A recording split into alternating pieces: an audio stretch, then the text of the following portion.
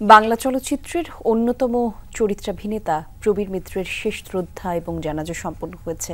বাদ জোহর এফডিসিতে জানাজা হয় তার।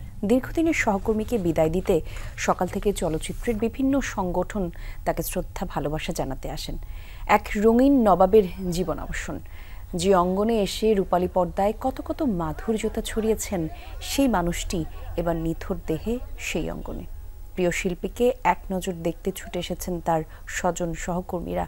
প্রথম জানাজা শেষে মরদেহ নেওয়া হয়েছে চ্যানেল আই ভবনে। সেখানে দ্বিতীয় জানাজা শেষে আজিমপুর কবরস্থানে দাফন করা হবে রঙিন নবাব প্রবীর মিত্রকে।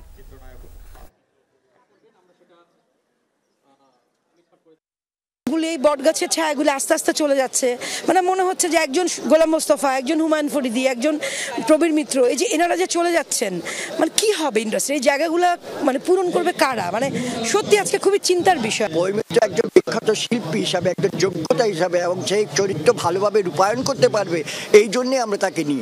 প্রবীর মিত্র শিল্পী আর ভবিষ্যতে আসবে কিনা আমাদের খুব সন্দেহ আছে। আপনারা যারা শুনছেন তারাও কিন্তু চলে যাব, এবং এই চলে যাওয়াটা কিন্তু একটা এমন একটা বিষয় যে এই যাওয়ার সময় আমরা যদি মাপ নিয়ে যেতে পারি, তাহলেই কিন্তু আমাদের জীবনটা কিন্তু সফল হবে।